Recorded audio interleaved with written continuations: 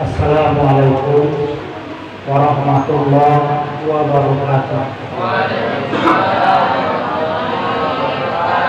Bismillahirrahmanirrahim. Alhamdulillahilladzi hadana lil iman wal islam. Wassalatu wassalamu ala khairil anam sayyidina wa maulana Muhammadin sahibil mu'jizati wal ibham wala haula wala quwwata illa billahil aliyyil hakam. Amma ba'du, faqad qala Allahu ta'ala fil Qur'anil Karim. A'udzu billahi minasy syaithanir rajim.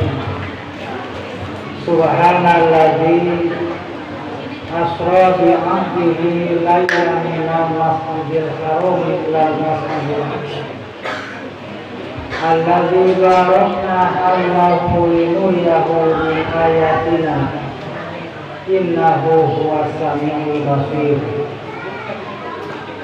Wa qala Nabi sallallahu alaihi wasallam awwal ma yuhasabu bihil abdu yaumal qiyamah as-shalah. Idza saluhat saluha salihu amali wa idza fasada salihu amali. Wa qala al-qan as-salatu mi'rajul mu'minin. Shadaqallahul azim wa sadaqa rasuluhun nabiyul karim. Wa nahnu ala dzalika minasyahidin wa syakirin walhamdulillahi rabbil alamin. Hadratul muqaddim rahimakumullah, bapak-bapak pengurus masjid yang dimuliakan Allah, sahibul wilayah, bapak kepala kampung atau yang mewakilinya. Alhamdulillah Bapak Kadus hadir di tengah-tengah kita. Ketua Bapokda beserta anggota, kalau ada yang saya hormati dan Allah muliakan, tokoh masyarakat, para alim ulama, para hujaj dan hujazah, bapak-bapak, ibu-ibu, serta anak-anak kami yang insya Allah dirahmati Allah Subhanahu wa ta'ala. Tentu saja tidak ada ungkapan yang paling layak untuk kita persembahkan di awal setiap pembicaraan selain pujian-pujian kehadirat Allah, di mana Allah Subhanahu wa ta'ala memiliki hakikat pujian. Setiap kalimat yang kita bacakan dan di dalamnya mengandung makna pujian, maka sesungguhnya kita dapat mengenal bahwa pujian-pujian itu adalah 4 perkara. Yang pertama, puji qadim lil qadim, memuji Allah kepada zatnya, kepada dirinya. Kata Allah dalam Al-Quran, innani anallah, sesungguhnya aku adalah Allah. Allah Subhanahu wa ta'ala dengan bangga mengatakan bahwa tidak ada ilah, tidak ada Tuhan kecuali aku, kata Allah. Kalau hari ini ada orang yang menepuk dadanya dengan memperlihatkan keakuan, aku ini orang kaya, aku ini orang yang pandai, aku ini orang yang hebat. Dia menepuk dadanya, hakikatnya ingin memuji dirinya. Maka Allah Subhanahu wa Ta'ala telah mengatakan, innani anallah, aku adalah Allah. Bahkan kata Allah, la ilaha illa ana, tidak ada ilah, tidak ada sembahan kecuali aku, kata Allah. Dan untuk membuktikan bahwa kita hanya memuji Allah, fa'budni wa aqimus sholata wa dzikri, maka sembahlah aku dan dirikan sholat untuk mengingatkan. Jadi sholat merupakan bukti pujian yang tertinggi kita kepada Allah.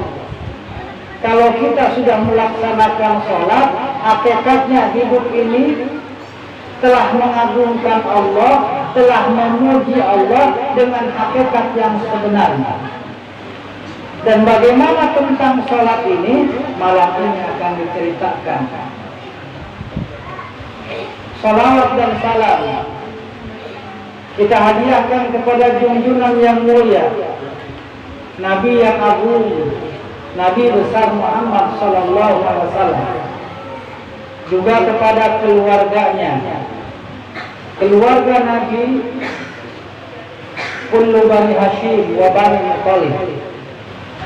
Setiap orang yang memiliki hubungan darah Bani Hashim dan Bani Muttalib, yang dikenal dengan Sayyid, dikenal dengan Syarif, dikenal dengan Habaib, maka itu termasuk keluarganya Nabi Sallallahu Alaihi Wasallam. Tapi ada yang dimaksud pada kalimat yang senantiasa dibacakan dalam makmum doa, dalam tempat-tempat kita berharap kepada Allah, seperti malam ini kita sebutkan keluarga Nabi dengan harapan dan doa kita, termasuk kita kepada orang-orang yang disebutkan dalam kalimat tersebut, keluarga Nabi. Siapa yang termasuk keluarga Nabi yang tidak ada hubungan darah? Kata ulama, kullu taqiyyin, setiap orang yang bertakwa adalah keluarga Nabi. Maka orang yang bertakwa atau orang yang menuju kepada takwa, dimanapun orang membacakan salawat yang di dalamnya ada sanjungan, ada pujian, ada meminta rahmat kepada Allah atas keluarga Nabi, maka kita di sini Pak dapat bagian doa tersebut. Kemudian kata ulama, sesungguhnya bukan hanya keluarga, bukan hanya orang-orang yang bertakwa yang termasuk keluarga Nabi, bahkan yang paling berhak untuk mendapatkan doa dari apa yang telah disebutkan dia sebagai keluarga Nabi, sesungguhnya ahli maksiat, katanya. Kata ulama Pak, kenapa? Karena orang yang ahli maksiat, orang senantiasa berbuat dosa, dia lebih membutuhkan doa. Maka insya Allah, baik kita yang sudah menjadi orang yang bertakwa atau perjalanan kita menuju takwa, bahkan kita termasuk orang-orang yang masih melakukan maksiat, termasuk keluarga Nabi Sallallahu Alaihi Wasallam. Bapak Ibu hadirin yang dirahmati Allah Subhanahu wa Ta'ala, bulan Rajab adalah bulan yang dimuliakan oleh Allah.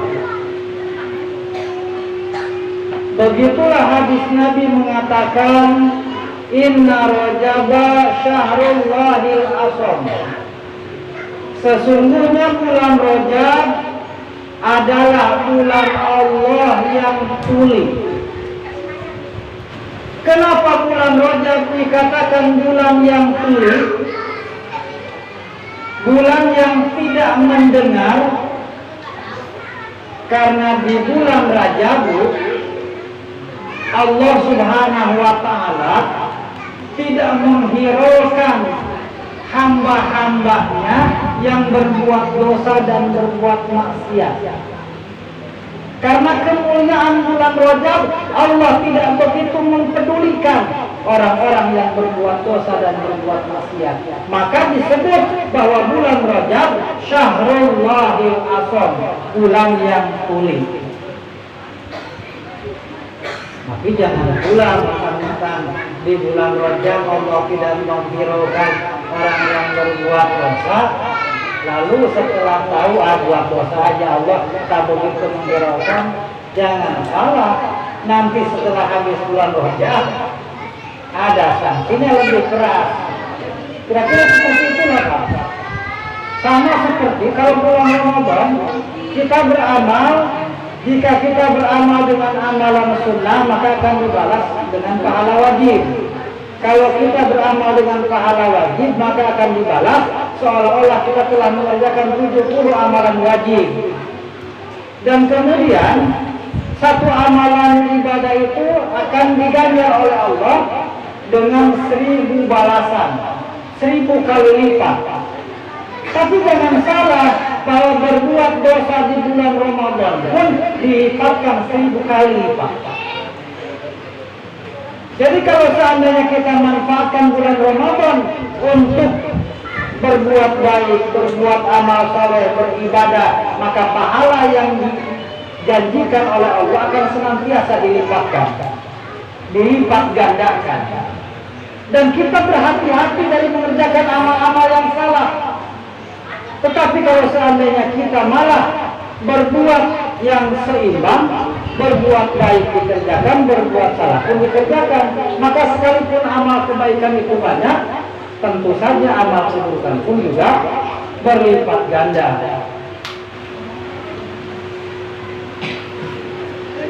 Hadirin yang dirahmati Allah Subhanahu wa taala, bulan Rajab adalah bulan yang dimuliakan oleh Allah Subhanahu wa taala. Apa sebabnya? Bulan Rajab ini bulan yang dimuliakan oleh Allah. Tadi yang pertama bahwa bulan Rajab adalah bulannya Allah yang tuli, yang mana Allah tidak menghiraukan hamba-hambanya berbuat dosa dan maksiat. Yuqalu inna Rajaba salah satu ahruf. Dikatakan Pak bahwa kalimat Rajab itu terdiri dari 3 hurufnya Bu. Yang pertama ro, ro'uhu yadullu ala rahmatillah. Ro'nya huruf Rajab menunjukkan kepada bercurah-curahnya rahmat Allah di bulan Rajab. Wajibuhu dan jinnya yadullu ala jirmul abdi, menunjukkan kepada dosa-dosa hambanya. Kalau dosa-dosa itu dikerjakan di bulan Rajab atau di bulan-bulan sebelum bulan Rajab, karena tidak ada orang yang tidak pernah berbuat salah, tidak ada orang yang tidak pernah berbuat dosa, bergelimang kita dengan dosa dan maksiat, maka manfaatkan bulan Rajab, yakini bahwa bulan Rajab itu bulan yang mendatangkan banyak kebaikan. Di antaranya kata ulama bahwa bulan Rajab mustaqun, yang pertama min rahmatillah, rahmat Allah. Yang kedua min jirmil abdi, dari dosa-dosa hambanya yang akan diampuni. Dan kemudian banyak birullah yadullu ala birrillah, menunjukkan makna kebaikan Allah.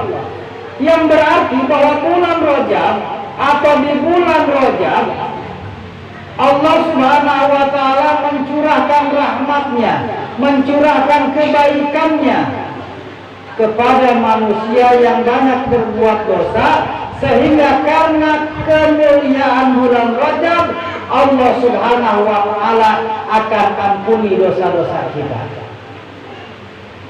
Ma'asyiral muslimin rahimakumullah. Kemudian yang kedua, bahwa sesungguhnya bulan Rajab adalah bulan yang dimuliakan oleh Allah. Kenapa bulan Rajab dimuliakan oleh Allah? Karena di bulan Rajab ada peristiwa yang menggemparkan dunia. Kejadian yang membuat heboh orang kafirin dan orang musyrikin. Mukjizat Nabi terbesar kedua setelah Al-Quran, yaitu Isra wal Mi'raj Nabi besar Muhammad Sallallahu Alaihi Wasallam. Bapak Ibu hadirin yang mulia, mukjizat Nabi terbesar pertama itu adalah Al-Quran. Kenapa Al-Quran merupakan mukjizat terbesar yang Nabi Sallallahu Alaihi Wasallam miliki dan menjadi kebanggaan umat?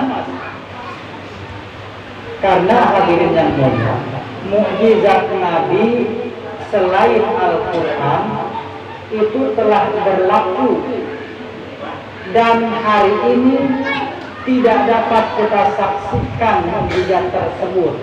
Sudah berlaku dan kita hanya mengenal dari sejarah.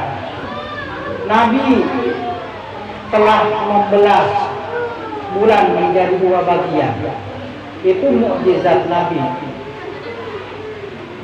Kemudian Nabi Sallallahu Alaihi Wasallam ketika kekeringan, dia dapat mengeluarkan air dari jari-jarinya, sehingga para sahabat meminum air dari jari-jari Rasulullah Sallallahu Alaihi Wasallam.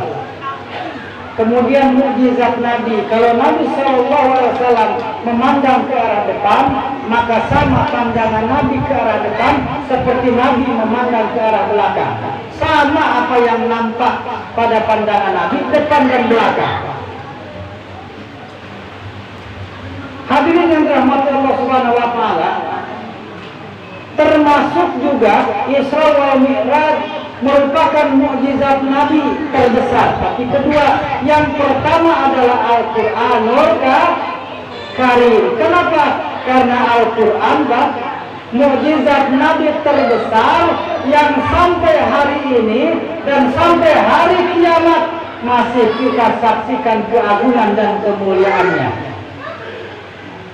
Al-Quran ini Bapak Ibu, sampai hari kiamat tantangan Allah Subhanahu wa taala masih berlaku. Allah tidak mencabut tantangannya. Tetap Allah Subhanahu wa taala memaklumatkan kepada siapa saja yang mampu menandingi Al-Quran. Jangan satu Al-Quran, jangan satu mushaf. Kata Allah, satu ayat saja datangkan jika kalian benar untuk menyaingi Al-Quran. Hadirin yang dirahmati Allah Subhanahu wa taala, kata Allah Subhanahu wa taala, "Fa'tu bi suratin min mithli." Datangkan Al-Quran, semisal Al-Quran. Jika kalian memang termasuk orang-orang yang benar. Fa'tu bi suratin min mithli wa syuhada'akum, dan ajaklah penolong-penolong kalian in kuntum shadiqin, jika kalian termasuk orang-orang yang benar. Hadirin yang mulia, sampai hari ini Al-Quran tidak ada yang bisa menandingi kehebatannya. Tidak ada yang bisa membuat semisal Al-Quran. Dan kemudian hadirin yang mulia, kehebatan Al-Quran, berapa banyak anak-anak orang Islam, berapa banyak orang-orang dewasa, berapa banyak kaum muslimin yang telah mampu menghafal Al-Quran, yang telah dapat memahami isi kandungan Al-Quran. Allah Subhanahu wa taala telah berfirman, "Walaqad yasarnal Qur'ana lidzikri fahal min mudzakir." Dan sungguh Allah Subhanahu wa taala, dan sungguh kami, kata Allah, telah memudahkan Al-Quran untuk dipelajari, untuk dihafal. Fahal min mudzakir, dan siapakah yang mau menghafal? Siapakah yang mau mempelajari? Allah Subhanahu wa Ta'ala menjaga Al-Quran sampai hari kiamat. Kemurnian Al-Quran akan tetap terjaga. Inna nahnu nazalna dzikra wa inna lahu lahafidun. Kami yang menurunkan Al-Quran, maka kami yang akan menjaganya, kata Allah. Oleh karena itu hadirin mulia, apabila kita membaca Al-Quran, yang kita baca ini adalah kalamullah, mukjizat Nabi terbesar. Kemuliaannya melebihi kemuliaan kepala kita, melebihi kemuliaan kepala kita. Maka jangan sampai setelah ini Bapak Ibu membaca Al-Quran tidak pakai alas, tidak pakai meja, tidak dipegang. Al-Quran diletakkan di bawah. Baca Yasin atau baca Quran seperti kita baca majalah. Jangan sampai terjadi. Harus kita muliakan Al-Quran dengan cara yang sesuai dengan kemuliaan Al-Quran. Maka setidaknya dari awal ketika kita memegang Al-Quran, la yamassuhu illal mutahharun, diperintahkan oleh Allah Subhanahu wa Ta'ala, jangan kamu pegang Al-Quran kecuali dalam keadaan suci. Maka ibu-ibu, adik-adik, anak-anak gadis, kalau sedang dalam keadaan tidak suci, maka haram memegang Al-Quran, haram memegang mushaf. Apa itu mushaf? Mushaf itu tulisan Al-Quran yang ada di kertas, yang ada di papan, yang ada di tempat apa saja. Ada tulisan Al-Quran di tembok, itu mushaf, kita pegang, tak punya wudu, haram. Kalau kitab Al-Quran, Al-Qurannya yang kita pegang, maka ketika kita tidak punya wudu, artinya kita dalam keadaan tidak bersuci, suci dari hadas kecil, maka haram kita memegang Al-Quran. Bagaimana dengan hadas besar? Apalagi, karena hadas itu ada dua, hadas kecil dan hadas besar. Hadas kecil disucikan dengan berwudu. Kalau mau sholat, kalau mau memegang Al-Quran, kalau mau tawaf, kalau mau sujud syukur, kalau mau sujud sajdah, maka kalau kita tidak punya wudu, berwudu dahulu, mensucikan dengan cara berwudu suci dari hadas kecil. Kalau kita dalam keadaan berhadas, hadasnya hadas besar, maka mandi jinabah, mandi junub, mandi minjami badani, seluruh badan dibasuh, basah semua. Jangan ada anggota badan yang tidak basah, walaupun sedikit, walaupun cuma sebesar kuku, harus basah semua. Dengan diniatkan nawaitu ghuslal wajibi bi raf'il hadasil akbari an jami'il badani fadlillahi ta'ala. Kalau anak gadis barangkali belum hafal, tak mengapa.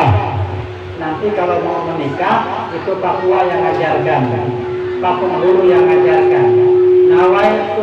Nawaitu ghuslal wajibi bi raf'il hadasil akbari an jami'il badani fadlillahi ta'ala. Kalau Pak Tua lupa tak mengajarkan itu, tanya Pak, bagaimana doa dari junub, nanti diajarkan. Kalau ibu-ibu yang sudah punya anak, ada yang satu, ada yang dua, apa yang harus dihafalkan, apa yang harus dipahami dari mandi junub, dari mandi besar dari apa? Dari haid. Mandi besar ini dari haid ini untuk anak gadis dan untuk orang tua, mandi dari haid.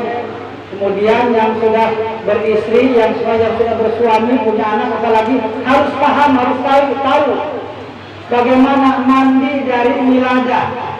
Kalau ada seorang ibu melahirkan, maka sebelum nanti mandi nifas, Yang 40 hari ada mandi wiladah, mandi setelah melahirkan, bayinya dibersihkan, ibu juga dibersihkan, niatnya mandi wiladah. Nawaitu ghusl wajibi anil wiladah fardholillahi ta'ala. Jadi jangan menunggu 40 hari mandi nifas, ada mandi wiladah. Jadi keluar darah karena haid, mandi besar haid dari haid. Kemudian juga ada mandi wiladah karena keluarnya bayi karena melahirkan. Kemudian nifas karena keluar darah nifas. Ada keluar darah tapi tidak melahirkan, tapi tidak haid.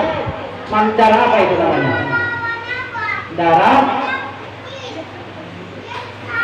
Darah penyakit. Kalau itu ada sesuatu yang di luar dari kebiasaan yang umum, yang fitrah berlaku pada wanita, bukan haid, bukan nifas, bukan wiladah, maka tidak perlu itu mandi janabah, dan juga tetap wajib sholat karena itu namanya darah istihadah, darah penyakit, darah istihadah namanya.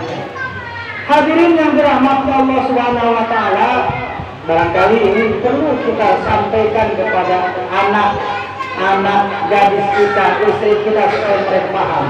Hadirin yang dirahmati Allah Subhanahu wa taala, bahwa mukjizat Nabi terbesar yang pertama adalah Al-Qur'anul Karim, karena sampai hari kiamat, sampai hari ini, bahkan hari kiamat, Al-Quran masih kita saksikan keagungan dan kemuliaannya. Kemudian yang kedua, mukjizat Nabi terbesar adalah Isra wal Mi'raj Nabi besar Muhammad Sallallahu Alaihi Wasallam. Kenapa Isra wal Mi'raj merupakan mukjizat terbesar kedua? Karena khawarikul adat, menyelisihi adat kebiasaan, tidak dapat dicapai dengan akal pada saat itu. Bagaimana tidak? Dalam jangka waktu yang relatif singkat, hanya 1 malam dari Masjidil Haram ke Masjidil Aqsa ditempuh hanya dalam waktu 1 malam. Padahal normalnya kalau berangkat ke Masjidil Aqsa yang ada di Palestina, dari Mekah ke Palestina itu dengan mengendarai onta yang sehat dan kuat, itu baru 2 bulan baru sampai. Lalu ini Nabi katakan, malam ini saya telah diisrakan oleh Allah Subhanahu wa taala dari Masjidil Haram ke Masjidil Aqsa. Bahkan Mi'raj itu yang dikatakan oleh Nabi kepada Abu Jahal yang pertama kali menjumpai Nabi pada waktu subuh. Setelah Nabi berjumpa dengan Abu Jahal, lalu Abu Jahal tanya, wahai Muhammad, dari mana kamu? Nampaknya kamu dalam keadaan bingung. Ya paman, kata Nabi Muhammad. Tapi Rasulullah SAW mengatakan paman itu bukan berarti Abu Jahal itu paman, bukan. Tidak ada hubungan. Abu Jahal itu orang lain. Dia menyebutkan paman itu sebagai penghormatan saja. Kemudian hadirin yang mulia, maka Abu Jahal tanya, apa man? Kamu yang menyampaikan sesuatu yang kamu merasa berat itu apa? Maka kata Rasulullah SAW, wahai paman, saya berat menyampaikan ini kepada umat, kepada kaumku, bahwasanya tadi malam saya telah diisrakan oleh Allah Subhanahu wa taala dari Masjidil Haram ke Masjidil Aqsa. Lalu kemudian kata Abu Jahal, kamu yang benar kan? Kalau ngomong, masa kamu berangkat malam tadi ke Masjidil Aqsa yang ada di Palestina, sementara pagi ini kamu sudah di sini? Maka kata Nabi Muhammad, benar paman, saya sudah berangkat ke Palestina, ke Masjidil Aqsa, bahkan bukan cuma itu saja, saya sampai ke Sidratul Muntaha, Mi'raj, menjumpai Allah Subhanahu wa taala. Lalu apa yang terjadi? Abu Jahal tertawa dengan terbahak-bahak, mengatakan bahwa Muhammad telah gila, Muhammad majnun, Muhammad sudah tidak waras. Begitulah perjuangan Nabi untuk menyampaikan mukjizat-mukjizat yang hari ini mukjizat tersebut menjadi sebuah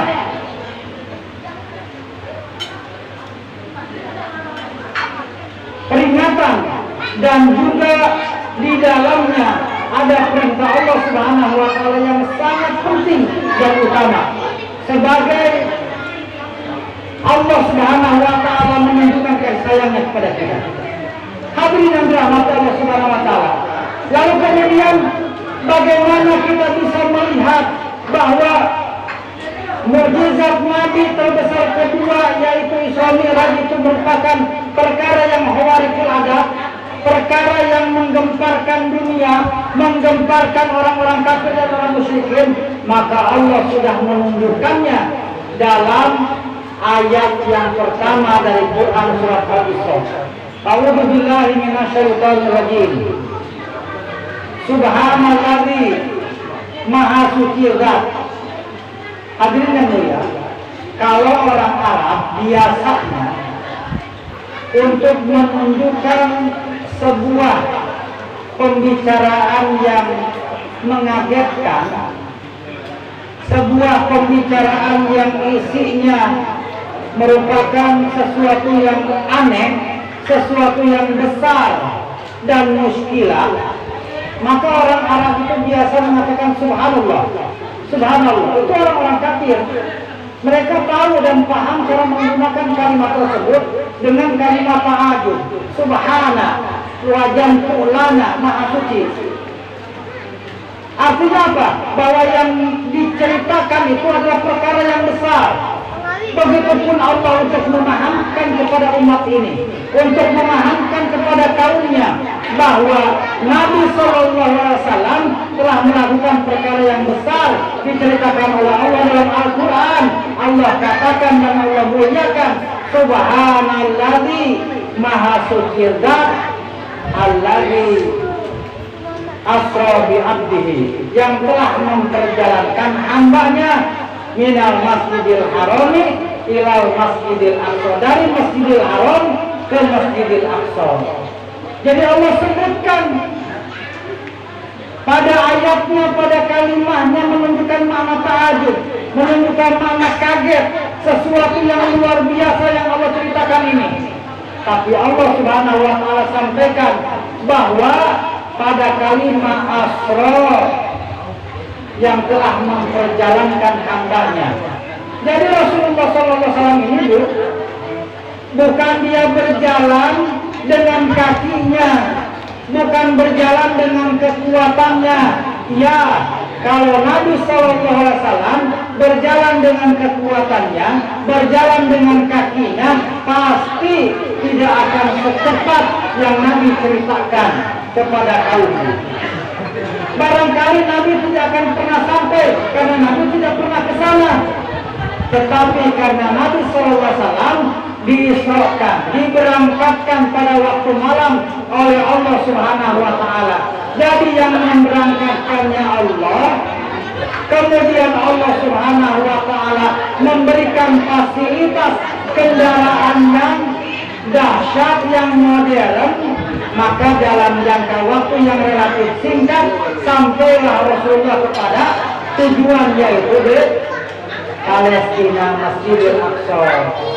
Hari ini hadirin, kalau Bapak umpamanya Bapak mau berangkat ke Jakarta dengan kekuatan Bapak, dengan kekuatan Ibu, berangkat ke Jakarta tanpa ada alat, tanpa ada yang memberangkatkan, jalan saja ke sana. Berapa bulan sampai ke Jakarta? Bahkan bisa jadi mungkin tidak akan sampai ke Jakarta, nyasar kemana-mana. Akan tetapi karena yang memberangkatkan Bapak Ibu itu bukan kaki, yang memperjalankan itu bukan kaki, tapi yang memperjalankannya adalah supir bus misalkan. Yang memberangkatkannya itu adalah pilot pesawat, kendaraannya pesawat terbang, kendaraannya bus, yang memberangkatkannya pilot yang memberangkatkannya supir bus. Maka dalam jangka waktu yang relatif singkat sampai kita ke Jakarta. Maka oleh karena itu, sesungguhnya mukjizat Nabi seperti Isra wal Mi'raj yang pada saat itu tidak bisa diterima dengan akal, tetapi hari ini kita bisa membuktikan bahwa sesuatu yang mustilah pun sesungguhnya bisa dicapai oleh akal kita. Kalau kita mau berpikir, ternyata peristiwa Isra Mi'raj itu yang memberangkatkannya bukan Nabi Muhammad, bukan siapa-siapa, tapi Allah Subhanahu wa Ta'ala. Sama seperti halnya Al-Quran. Kalau Al-Quran yang membuatnya Nabi Muhammad, maka mesti akan ditemukan kesalahan, maka pasti akan ditemukan kekeliruan, maka pasti akan ditemukan ketidakseimbangan antara satu ayat dengan ayat yang lain. Tetapi ini tidak pernah ada pertentangan, tidak pernah ada ketidaksesuaian. Satu ayat dengan ayat yang lainnya senantiasa seiring sejalan, bahkan saling menguatkan. Di dalam Al-Quran ada yang namanya tafsir Quran ditafsirkan dengan Quran.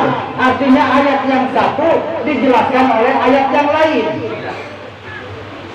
Jadi hadirin yang dirahmati Allah Subhanahu wa Ta'ala, sampai kapanpun Al-Quran tidak akan pernah bisa ditemukan kekurangannya, kesalahannya, karena bukan dibuat oleh manusia, bukan dibuat oleh Rasulullah SAW, tapi yang membuatnya adalah Allah Subhanahu wa Ta'ala. Hadirin yang dirahmati Allah Subhanahu wa Ta'ala, lalu bagaimana kronologi kejadiannya? Secara singkat, di dalam kitab Darbi disebutkan bainama Nabi sallallahu alaihi wasallam bil hijri indal baiti mutajian baina rajulain id atahu Jibril wa Mikail wa ma'ahuma malakun akhar. Bainama Nabi sallallahu alaihi wasallam bil hijri, ketika Nabi Muhammad sallallahu alaihi wasallam tiduran di Hijr Ismail, tidur dengan lambung sebelah kanan menghadap ke arah Ka'bah di dekat Hijr Ismail. Di sampingnya ada dua orang. Yang pertama adalah Hamzah bin Abdul Muttalib. Kemudian yang kedua anak pamannya Ja'far bin Abi Thalib. Idza tahu Jibril wa Mikail wa ma'ahuma malakun akhar. Maka setelah itu datanglah malaikat Jibril, malaikat Israfil, dan malaikat Mikail. Malaikat Jibril, malaikat Israfil, malaikat Mikail menggandeng Rasulullah SAW, kemudian dibawa ke dekat sumur Jam-Jam. Lalu setelah dekat sumur Jam-Jam, Nabi SAW dibaringkan, lalu kemudian dibedah dadanya. Dibedah dadanya, malaikat Jibril membawa sebuah nampan yang berisi di dalamnya dengan iman, dengan hikmah dan keyakinan serta ilim. Lalu kemudian malaikat Mikail membawakan air Jam-Jam. Membawakan air Jam-Jam, lalu kemudian dibasuh dada Rasulullah SAW di dalamnya, dibersihkan dengan air Jam-Jam. Hadirin yang mulia, ini harus kita catat bahwa bukan berarti Rasulullah SAW dadanya kotor, dadanya perlu disucikan, tidak. Rasulullah SAW sudah suci, sudah bersih, hanya saja untuk menunjukkan bahwa Rasulullah SAW itu manusia dan sifat kemanusiaan itu mesti ada tempat di dalam dirinya, di dalam dadanya, tempat di mana setan dan iblis akan bersarang pada diri setiap orang, termasuk Rasulullah, karena Rasulullah juga jenis manusia.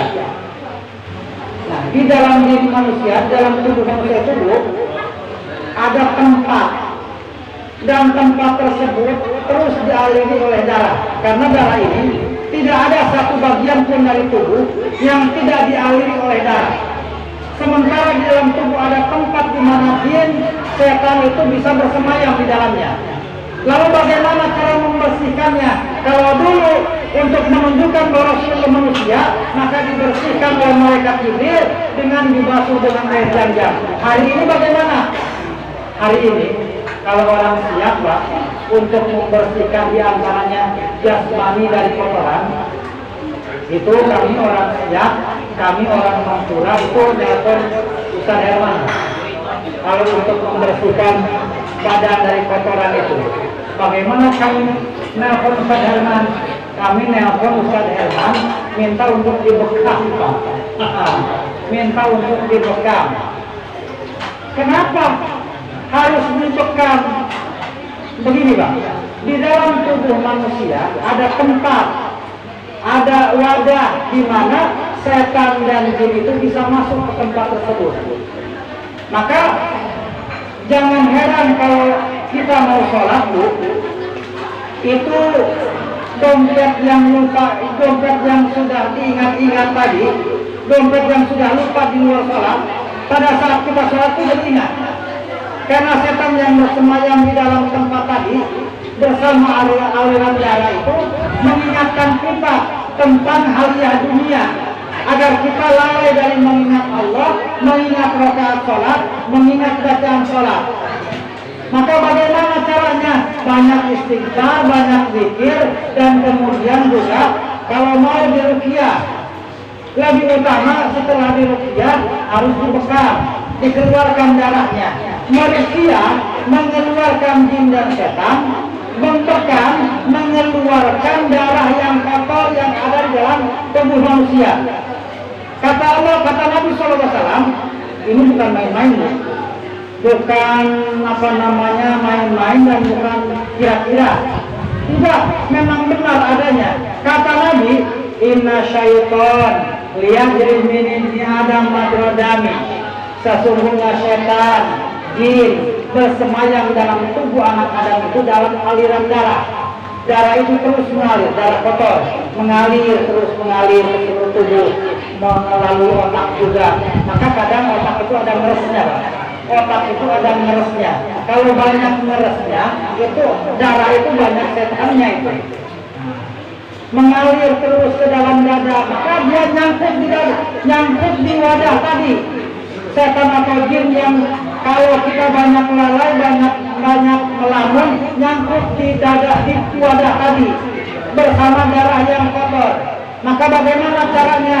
Salah satu caranya adalah banyak membaca Al-Quran, banyak sholat, banyak diruqyah, kemudian juga dibekam, dikeluarkan darah kotornya, dikeluarkan yang menjadi tempatnya.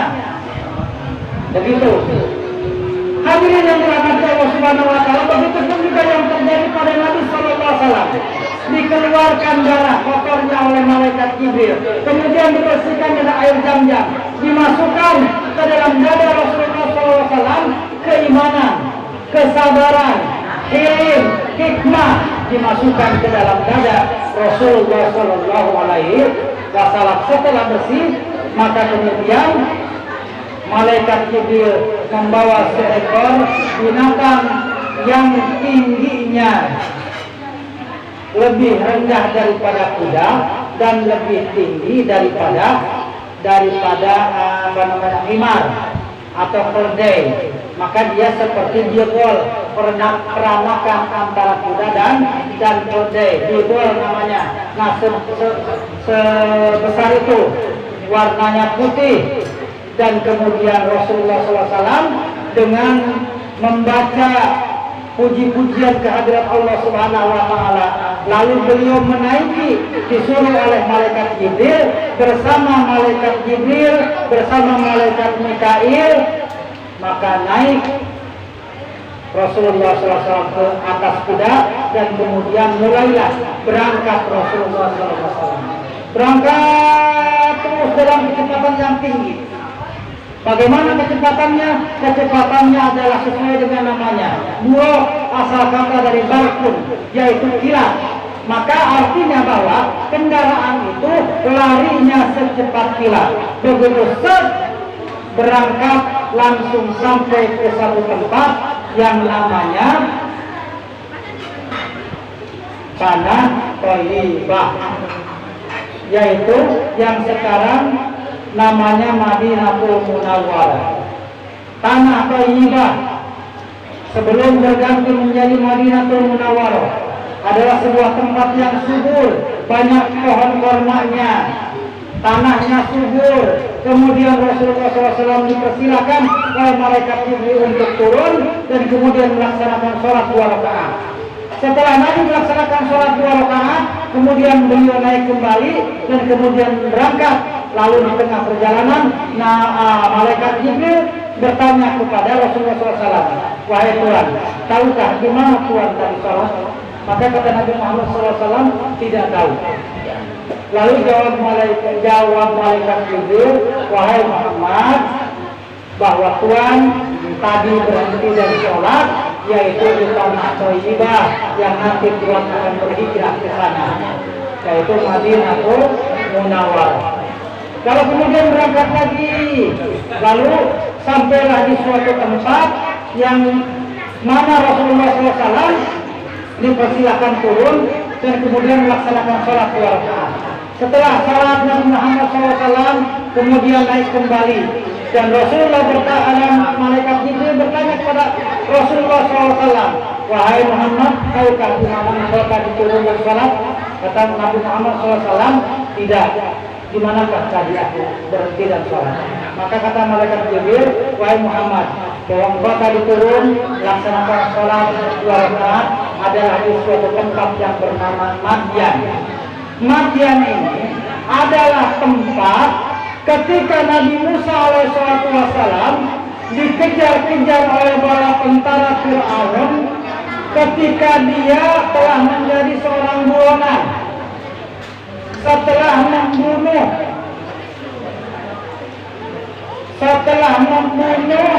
suku Kipti yang menjadi suku di mana Fir'aun pun juga bagian dari suku tersebut. Jadi di kota Mesir itu ada 2 suku besar, yaitu suku Kipti dan suku Bani Israel. Nabi Musa dari kalangan Bani Israel, sementara Fir'aun dan ada orang yang menjadi lawan daripada Nabi Musa ini adalah dari suku Kipti. Kenapa hadirin yang mulia Nabi Musa alaihissalam sampai kabur? Karena Nabi Musa alaihissalam pernah berdebat dengan orang tersebut, dengan laki-laki tersebut, dan sampai sampai timbul emosi. Lalu kemudian dipukulnya itu pemuda tadi hingga mati. Lalu dilaporkan kepada Fir'aun. Maka marahlah Fir'aun kepada anak angkatnya, yaitu Nabi Musa.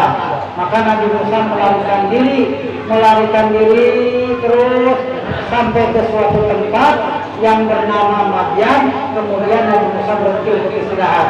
Setelah Nabi Musa istirahat, Nabi Musa melanjutkan perjalanan hingga bertemu dengan 2 orang wanita, yaitu anaknya Nabi Syuaib yang pada akhirnya dinikahkan oleh Nabi Syuaib dengan mas kawin yang harus disebut oleh Nabi Musa SAW dengan menjadi pembantunya selama 10 tahun.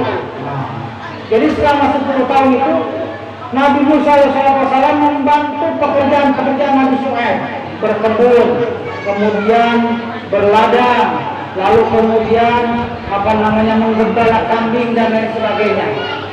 Padahal sesungguhnya dari apa yang dilakukan oleh Nabi Musa, dari apa yang diajarkan oleh Nabi Syuaib merupakan tarbiyah, merupakan latihan bahwa Nabi Musa nanti akan dikembalikan ke tanah Mesir, mana akan berhadapan dengan Fir'aun dan bala tentaranya. Lalu kemudian Nabi Syuaib menikahkan Nabi Musa dengan salah seorang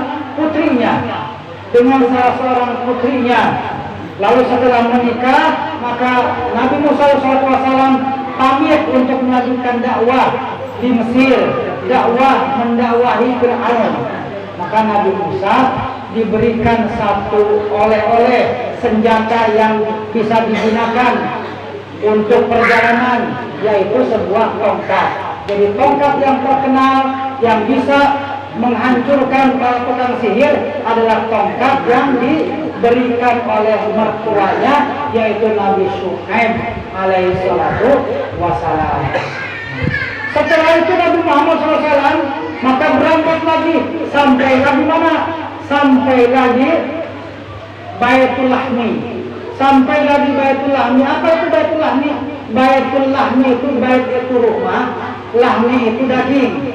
Jadi kalau kita bahasakan Baitul Lahmi itu, istilah Baitul Lahmi itu ada tempat pemotongan hewan, Baitul Lahmi, tempat pemotongan hewan. Lalu apa Baitul Lahmi, tempat pemotongan hewan ini? Yaitu tempat di mana dahulu Nabi Isa alaihissalam dilahirkan di Baitul Lahmi. Nah, setelah itu Nabi Muhammad melaksanakan sholat 2 rakaat, lalu kemudian berangkat lagi secepat kilat Rasulullah SAW. Maka dalam perjalanan kemudian Nabi Muhammad SAW melihat adanya rombongan jin ifrit yang mengejar Rasulullah SAW, Kemudian malaikat Jibril memberitahu kepada Rasulullah bahwa yang mengejar dengan membawa obor, dengan membawa api itu adalah rajanya jin, yaitu jin ifrit yang akan membinasakan Rasulullah, karena Rasulullah SAW ini adalah seorang nabi yang akan mendakwahkan kepada umat manusia. Paling banyak nabi mendapatkan kaumnya yang beriman pada nantinya. Nabi SAW adalah seorang nabi yang paling banyak pengikutnya dibandingkan nabi-nabi yang lain. Maka itu yang dikhawatirkan oleh jin ifrit. Maka dikejar dengan membawa api untuk membinasakan Rasulullah SAW. Hadirin yang mulia, malaikat Jibril mengatakan sebuah doa kepada Rasulullah. Apa doanya? Kata malaikat Jibril, wahai Muhammad, bacakan ini. Maka niscaya ifrit itu nanti akan tersungkur. Maka kemudian dibacakan Nabi. Doanya adalah Rabbi inni a'udzubika min hamazati syayatin wa a'udzubika Rabbi ayahdurun. Rabbi inni a'udzubika min hamazati syayatin wa Rabbi inni a'udzubika min hamazati syayatin wa Rabbi ayahdurun. Wa inni a'udzubika Rabbi ayahdurun. Dibacakan itu, lalu kemudian jin ifrit itu tersungkur dan apinya menjadi padam.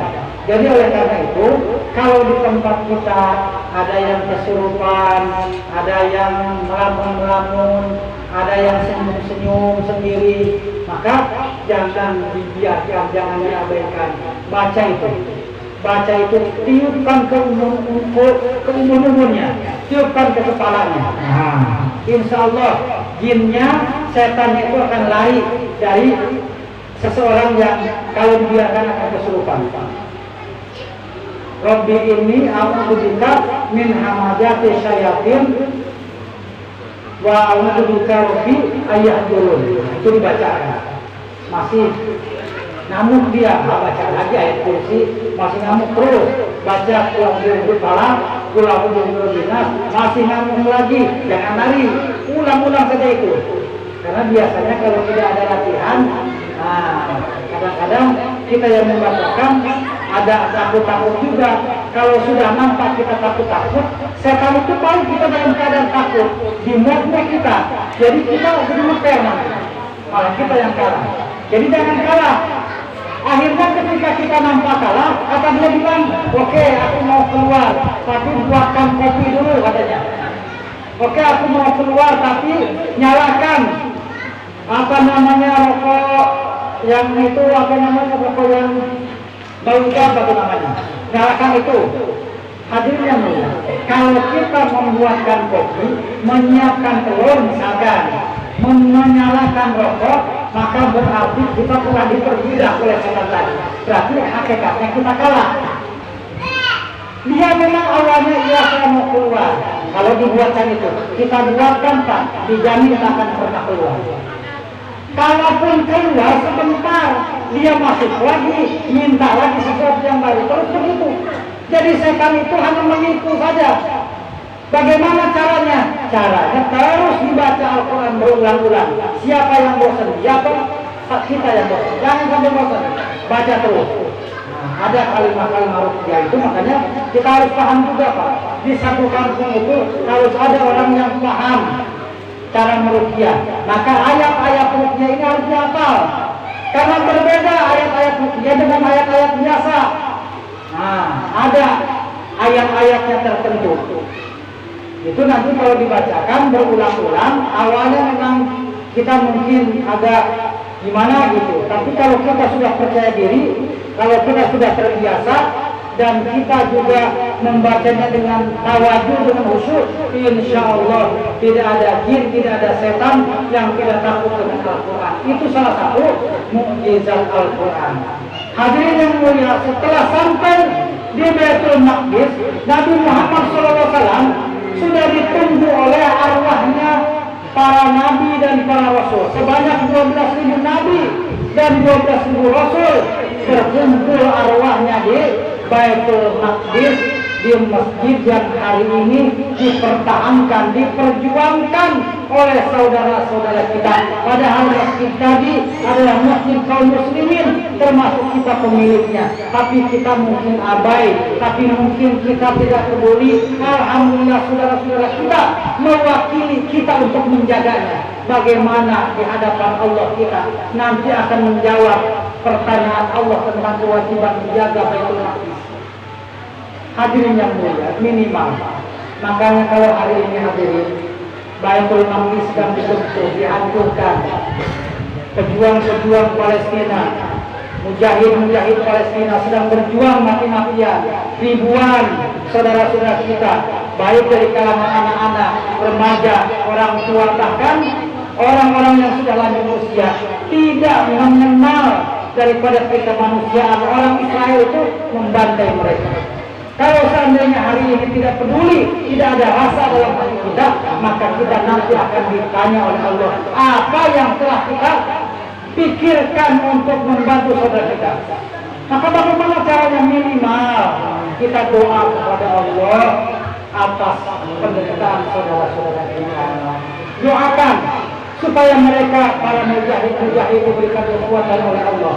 Kita doakan supaya mereka dibebaskan dari penderitaan dan kekejaman Israel, sehingga hari ini sudah perjuangan sudah hampir sampai banyak negara yang sudah menyetujui bahwa Palestina menjadi negara yang merdeka. Hanya saja Israel tidak pernah rela, tidak pernah ridho. Maka terus saja diganggu, terus saja diusik bagaimana supaya Palestina tidak memiliki kedaulatan.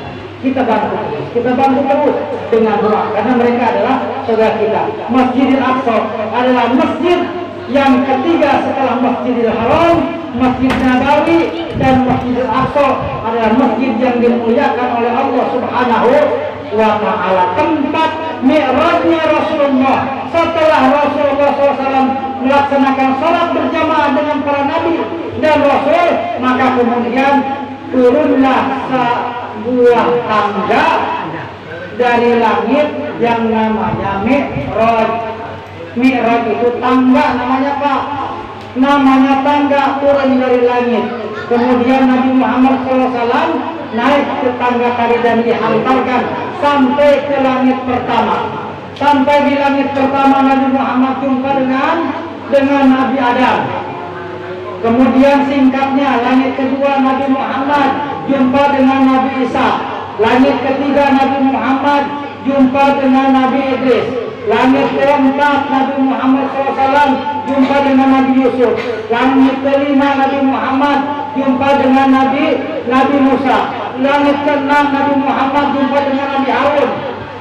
Langit ketujuh Nabi Muhammad SAW jumpa dengan Nabiullah Ibrahim alaihissalam.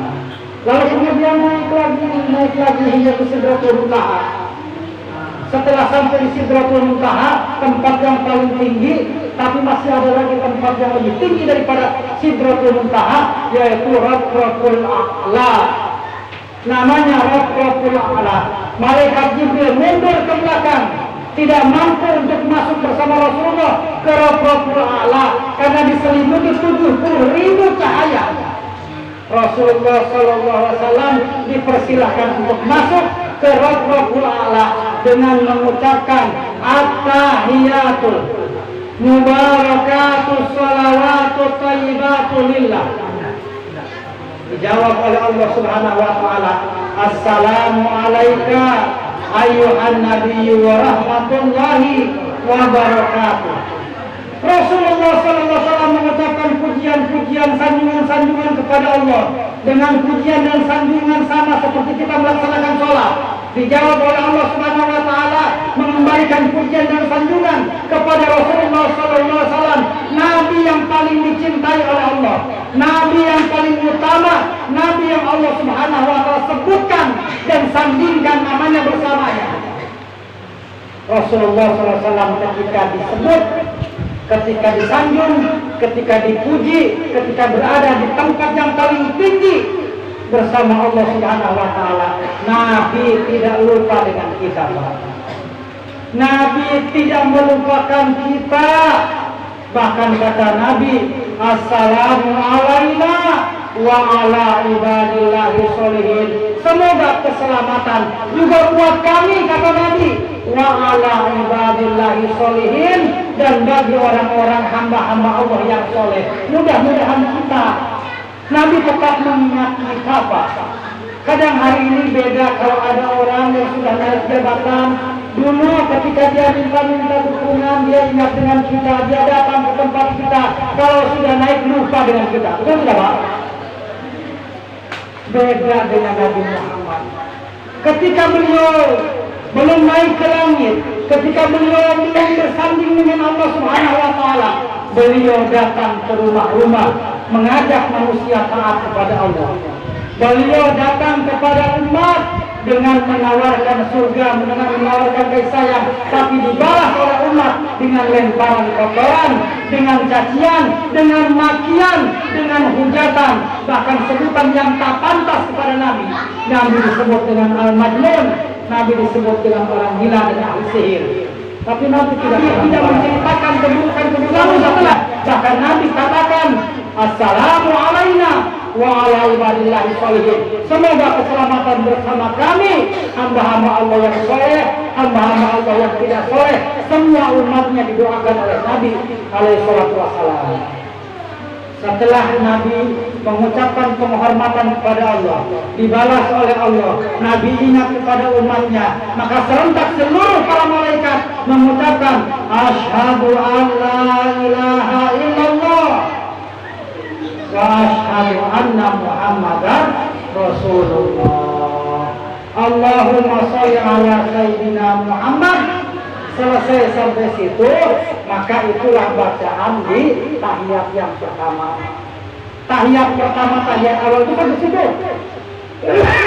Sampai Allahumma sholli ala sayyidina Muhammad. Apa namanya? Salat pertama itu Allahumma sholli ala sayyidina Muhammad, sampai situ. Maka kemudian tahiyat akhir ditambah lagi wa ala ali sayyidina Muhammad. Silakan mau pakai sayyidina silakan, tidak pakai sayyidina boleh, tak masalah. Tak masalah, boleh dua-duanya. Pakai sayyidina, tidak pakai sayyidina boleh. Sudah sampai Allahumma sholli ala sayyidina Muhammad, Allahumma sholli ala Muhammad wa ala ali Muhammad. Selesai sholat, assalamualaikum, assalamualaikum, sudah selesai, sah sholatnya. Tapi bagaimana kita kalau sudah biasa, kama sholaita ala sayyidina Ibrahim wa ala ali sayyidina Ibrahim wa barik ala sayyidina Muhammadin wa ala sayyidina Muhammadin kama barakta ala sayyidina Ibrahim wa ala sayyidina Ibrahim fil alamin innaka hamidum majid. Itu sunnah, bagus dibaca. Bahkan masih mau tambah lagi, Allahumma inna a'udzubika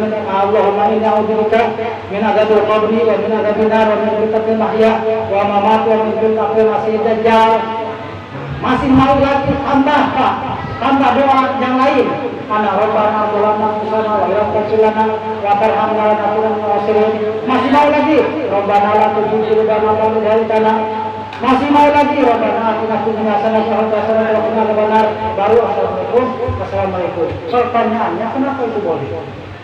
Karena yang dibacakan tadi itu doa, dan doa tadi adalah doa yang ada dalam Al-Quran yang diajarkan oleh Allah Subhanahu wa Ta'ala. Sedangkan pengertian sholat, as-sholatu huwa doa. Sholat itu adalah doa, maka sah meletakkan doa di dalam doa. Itu apa namanya dalilnya. Tetapi tentu saja kalau kita tidak membacakan itu ya tidak mengapa. Bahkan kebanyakan kita termasuk saya pun juga hampir tidak mengamalkan itu. Kenapa? Kelamaan. Apalagi kalau yang membacanya imam. Maka disarankan kalau imam jangan. Karena kalau kelamaan makmum kesal nanti malah jadi masalah. Jadi masalah. Kalau sholat sendiri di rumah boleh sepanjang-panjangnya. Boleh sepanjang-panjangnya. Kalau sholat di masjid jangan. Nanti orang kesal. Hadirin yang mulia, maka kemudian apa yang didapat dari Rasulullah SAW? Allah Subhanahu wa Ta'ala mewajibkan sholat 50 kali sehari semalam. Singkatnya, Rasulullah setelah menerima sholat kembali turun dari Rabbul A'la, kembali turun ke Sidratul Muntaha, ke langit ke-7, ke langit ke-6, jumpa dengan Nabi Musa. Tadi salah, bukan Nabi Musa itu di langit ke-6. Tadi kan sebutannya Nabi Musa di langit ke-5, Nabi Harun langit ke-6. Jadi Nabi Harun dulu baru Nabi Musa. Jadi Nabi Musa itu di langit ke-5. Jumpa dengan Nabi Musa di langit ke-5, maka kata Nabi Musa, wahai Muhammad, apa yang telah didapat dari Allah? Kata Nabi Muhammad SAW, aku telah diwajibkan sholat 50 kali sehari. Wah, wahai Muhammad, balik lagi minta keringanan kepada Allah. Takkan sanggup umatmu sholat 50 kali. Sedang umatku yang tinggi besar, sehat-sehat, kekar-kekar, sehari pun dia banyak yang tak mampu. Sholat Nabi Musa itu setiap hari Sabtu, sholatnya zuhur. Nabi Isa sholatnya hari Ahad, subuh, tak mampu. Banyak yang tak mampu, maka kata Nabi Musa, mintalah keringanan kepada Allah. Maka atas saran dan usul Nabi Musa naik lagi. Kemudian Allah turunkan menjadi 45. Singkatnya, sampai kepada 5 rakaat itu 9 kali Nabi bolak-balik. 9 kali Nabi bolak-balik jumpa Allah, sampai kata Nabi Musa, Muhammad, balik lagi ke sana 5 kali pun sehari semalam tak kuat. Mintalah, apa mau 4, mau 3, mau 2. Kata Nabi Muhammad SAW,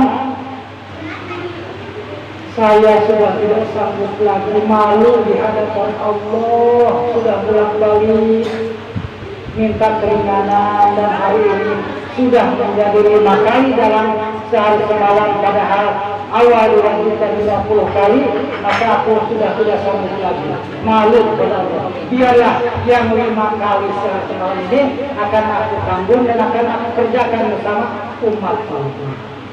Jadi begitu hadirin yang mulia, atas perjuangan Rasulullah memperjuangkan umatnya agar umat ini punya kesempatan untuk ibadah dan kesempatan juga untuk mencari hadiah dunia. Kalau sholat 50 kali sehari semalam, bagaimana bisa bekerja? Baru saja buka kedai, belum ada orang datang sudah masuk waktu sholat. Balik lagi ke kedai, baru ada belanja 1 orang, sudah masuk waktu sholat lagi. Begitupun juga motong getah, begitupun juga kerja-kerja yang lain. Tidak akan sempat kita untuk melakukan kerja-kerja dunia, terus saja sholat. Barangkali setiap hari sehari semalam itu kita tidak ada kesanggupan untuk melaksanakannya 50 kali sehari semalam. Namun demikian, walaupun 5 kali sehari semalam, tetapi tidak dikurangi oleh Allah Subhanahu wa Ta'ala pahalanya, sama seperti kita telah mengerjakannya 50 kali sehari semalam. Kenapa? Karena dari setiap rakaat dibalas oleh Allah Subhanahu wa Ta'ala dengan 10 kali lipat. Kalau 5 rakaat 5 kali sholat Pak, 5 kali sholat kali 10 berapa? 50. Jadi sama sebetulnya. Man ja'a bil hasanati falahu asyru amsal.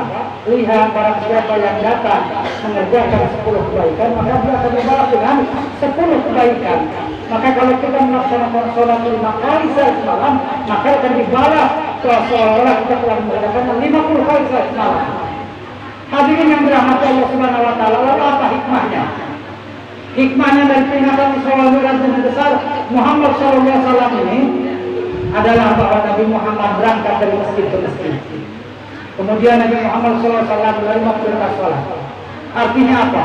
Bahwa kata Nabi sallallahu alaihi wasallam, "Man sarrahu ajal Allah qadan musliman, falyuhafid ala haula'i shalawat haitsu yunada bihinna.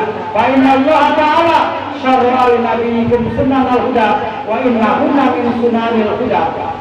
Sesungguhnya Allah SWT, barang siapa kata Nabi yang ingin berjumpa dengan Allah, barang siapa yang ingin berjumpa dengan Allah seperti perjumpaannya, seperti pertemuannya Rasulullah dengan Allah ketika Mi'raj.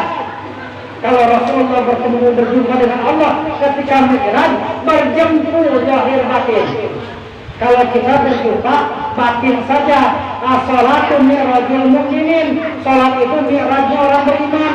Jadi kalau seandainya kita salat, sama seperti kita telah naik ke langit, Bu. Yang naik ke langit itu roh kita, rohani kita naik ke langit berjumpa dengan Allah. Bahkan di dalam salat sama, kita pun membacakan tahiyatul mubarakatuh shalawatut thayyibatin. Hadirin yang mulia, maka kata Nabi SAW, barang siapa yang menginginkan pertemuan dengan Allah dan dia dalam keadaan muslim, kata Allah Subhanahu, kata Nabi SAW, "Falyuhafid ala haula'i shalawat."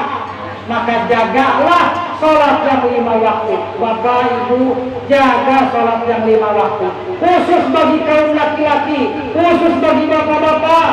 Maka kata Nabi, haitsu yunada bihinna, di mana azan dikumandangkan, di masjid, di musola, di ladang, di pantai, di gunung. Kalau ada orang 2-3 orang dikumandangkan azan, maka sholatlah secara berjamaah. Kalau kita mengharapkan perjumpaan dengan Allah dalam keadaan Allah ridho dengan kita dan menganggap kita sebagai seorang muslim. Lalu bagaimana ibu-ibu? Mohon maaf Bu, 10 menit lagi, 1 jam. Bagaimana dengan ibu-ibu? Kalau ibu-ibu, maka Bu, kalau ibu mau tanya, apakah boleh ibu-ibu sholat ke masjid? Siapa yang melarang? Tidak ada yang melarang. Syariat tidak melarang, Bu. Ketika Rasulullah SAW membangun Masjid Nabawi, maka Rasulullah SAW menyiapkan satu pintu yang khusus dilalui oleh wanita, namanya babun nisa, pintu perempuan, yaitu pintu yang khusus dilalui oleh perempuan. Laki-laki tidak boleh, perempuan saja. Hari ini pun juga ada babun nisa tadi. Artinya apa? Bahwa Nabi SAW memberikan ruang, memberikan tempat, memberikan kesempatan yang sama, bahkan hukum sunnah yang sama kepada perempuan yang ingin sholat di masjid. Silahkan, disediakan oleh pengurus tempat-tempat untuk sholat ibu-ibu di masjid. Kenapa? Ada fastabiqul khairat, ada berlomba-lomba dalam kebaikan. Kalau ibu sholat ke masjid, ada 2-3 orang ibu ke masjid, maka tidak mungkin ibu-ibu begitu datang langsung duduk langsung ngobrol. Datang 3 orang bersama-sama, begitu datang duduk langsung ngobrol aja rame, ke barat ke timur, ke barat ke timur. Waduh, rasanya tidak akan ada. Bahkan kalau datangnya tidak bersamaan, datang seperti ibu-ibu, dia sholat tahiyatul masjid atau sholat sunat dulu. Lalu kemudian datang ibu-ibu yang lain di belakangnya. Saya yakin apabila dia melihat ibu-ibu itu melaksanakan sholat ataupun tidak, karena sudah melaksanakan sholat, dia pun tidak akan duduk, dia akan langsung sholat juga. Begitu seterusnya. Karena ada berlomba-lomba dan kebaikan. Fastabiqul khairat. Maka ketika ibu-ibu sholat di masjid, ada nilai kebaikan yang ibu raih, yaitu suasana semangat beribadah. Kalau tidak ada semangat beribadah, tentu ibu tidak akan ke masjid. Kenapa ke masjid? Karena sedang semangat ibadah. Maka ketika semangat ibadah, ibu datang ke masjid, sholat sunat dulu, tentu itu di situ. Kemudian yang kedua, ibu ada niat, ada pahala mendapatkan pahala untuk sholat tahiyatul masjid, sholat sunat wudu. Karena di rumah itu tidak ada sholat tahiyatul rumah, tidak ada sholat tahiyatul kamar, sholat tahiyatul masjid yang ada. Kemudian yang kedua ada ibu memiliki fadilah memakmurkan masjid. Innama ya'muru masajidallah man amana billah. Orang-orang yang memakmurkan masjid Allah itulah orang-orang yang beriman. Jadi kita telah mendapatkan sertifikat sebagai orang yang beriman dari Allah karena kita memakmurkan masjid. Ada pahala, mendapatkan pahala dari itikaf. Pak, pahala itikaf itu bisa kita dapatkan dengan mendapatkan pahala wajib atau pahala sunnah. Maka beberapa hari yang lalu saya baca dalam kitab takrib bahwa kalau kita paham masuk ke masjid supaya dapat pahala wajib, artinya pahala yang kita dapatkan dari itikaf itu besar pahalanya, pahala wajib itu sudah.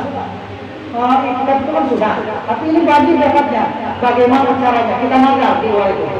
Berangkat dari rumah menuju masjid, dalam hati kita nazar, kalau saya sampai di masjid, saya nazar akan itikaf. Jadi itikaf itu dinazarkan. Kalau saya sampai di masjid, saya bernazar saya akan itikaf. Maka ketika Bapak sampai di masjid, lalu dalam hati niat saya itikaf, maka itu melaksanakan atau menunaikan perkara yang wajib. Maka pahalanya tinggi kalau wajib. Setiap perkara yang wajib, Pak, apa saja, sholat, zakat, puasa, haji, hukum ibadah yang wajib-wajib, kata Nabi, laisa lahu jazaa'un illa jannah. Tidak ada balasan kecuali surga bagi orang yang melaksanakan wajib. Tapi kalau seandainya tidak ada niat untuk itikaf wajib, artinya tidak bernazar, masuk ke masjid, kita dalam ketika sampai di masjid, kita niat nawaitu an ataqifa fi hadzal masjid, maka bacanya sunatan lillahi ta'ala. Jadi ibu ada niat untuk melaksanakan itikaf. Kemudian juga bisa silaturahmi, niatkan dari rumah, karena biasa ibu mungkin sholat itu tidak sendirian, ada ibu-ibu yang lain, niat saya silaturahmi dengan ibu-ibu yang lain, dapat pahala silaturahmi. Jadi banyak keutamaan. Tapi bagaimana? Ada yang memilih, saya lebih baik sholat di rumah saja, silakan. Merasa saya lebih tentram kalau sholat di rumah. Apalagi penting bagi wanita yang mungkin cantik, menor, denok, mengganggu konsentrasi orang lain, mengganggu konsentrasi pemuda, bapak-bapak juga ada yang terganggu karena kecantikannya, karena kemolekannya, maka stop, jangan masuk masjid, sholat di rumah saja, karena membahayakan ini, membahayakan bapak-bapak, membahayakan pemuda. Tapi kalau tidak ada membahayakan, ini mak-mak masjid pun siapa yang istilahnya yang gitu-gitu. Ini tak ada yang bisa dikhawatirkan. Semuanya yang datang pun ada yang sifatnya saudara, ada paman, ada abang, ada keponakan, ada anak, dan silakan, tak ada apa-apa. Jadi bagaimana kita bisa menilai satu amal itu sunnah bagi ibu-ibu untuk sholat di masjid atau sholat di rumah? Tinggal apa lihat mana yang terbaik untuk diri seorang ibu. Bisa jadi ibu-ibu yang satu berbeda dengan ibu yang kedua. Seperti itu. Oleh karena itu hadirin yang dirahmati Allah Subhanahu wa taala, maka panjang lebar pun ceramah tentang Isra Mi'raj, penjelasan tentang Isra Mi'raj, ujung-ujungnya sholat. Kata Nabi sallallahu alaihi wasallam, "Awwalu ma yuhasabu bil abdi yaumil qiyamah as-shalah." Yang pertama akan dihisab pada hari kiamat adalah sholat. Tentang sholat, bukan tentang yang lain. Idza sholahat sholahat sairu amali. Apabila sholatnya benar, apabila sholatnya khusyuk, maka akan dianggap benar yang lain. Tapi kalau sholatnya rusak, Kalau sholatnya kacau balau, maka akan dianggap kacau balau amalan-amalan yang lain. Seperti itu. Jadi kita harus sholat itu dengan sholat yang khusyuk dan khudu. Bagaimana? Susah sholat khusyuk itu? Iya, memang susah, tapi kita harus terus belajar. Maka sholat itu tidak ada berhentinya. Terus saja sholat. Dalam kitab dalam kitab yang dikarang oleh Al-Imam Mawardi, bahwa kalau kita tidak bisa khusyuk dalam melaksanakan sholat dari awal sampai akhir, maka minimal ketika kita takbiratul ihram saja, Allahu Akbar, betul-betul kita menyadari bahwa kita sedang sholat. Itu yang pertama. Kemudian yang kedua, ketika kita membaca inni wajjahtu wajhiyah, sesungguhnya saya menghadap kepada Engkau. Jadi betul-betul ketika ini wajjahtu wajhiyah lillahi fatara samawati, di situ hati itu tawajuhkan kepada Allah. Itu yang kedua. Yang ketiga, nanti ketika salam terakhir, assalamualaikum, sadar bahwa kita telah melaksanakan sholat dan akan mengakhiri sholat. Sadar. Paling tidak itu di awal, di tengah, dan di akhir. Mudah-mudahan Allah Subhanahu wa Ta'ala memberikan taufik dan hidayah kepada kita, sehingga peringatan Isra wal Mi'raj Nabi besar Muhammad SAW ini membawa kebaikan untuk kita, diberikan kemudahan bagi kita untuk melaksanakan salat sebagaimana yang dicontohkan oleh baginda yang mulia Nabi besar Muhammad SAW. Ala hadhihi wa qulnatul sholihah bi barakatil Al-Fatihah. A'udzubillahi minasyaitonir rajim. Bismillahirrahmanirrahim. Alhamdulillahirabbil alamin. Ar-Rahmanir Rahim. Maliki yaumiddin. Iyyaka na'budu wa iyyaka nasta'in. Ihdinas siratal mustaqim. Siratal ladzina an'amta 'alaihim ghairil maghdubi 'alaihim waladdallin. Allahumma shalli ala sayyidina wa habibina syafi'ina wa maulana Muhammad Masalim radhiyallahu ta'ala ma'amul salawat Rasulullah Muhammad. Bismillahirrahmanirrahim. Alhamdulillahirabbil alamin. Hamdan yu'ti ni'amahu wa yukafi majidah. Ya Rabbana lakal hamdu kama yanbaghi li jalali wajhikal karim wa li sultanik. Allahumma shalli ala sayyidina Muhammad wa ala ali sayyidina Muhammad. Allahumma ighfir lana ya Ghafur warhamna ya Rahim. Allahumma ighfir lana dzunubana wal walidayna warhamhuma kama rabbayana shaghira wa li jami'il muslimina wal muslimat wal mu'minina wal mu'minat bi rahmatika ya arhamar rahimin.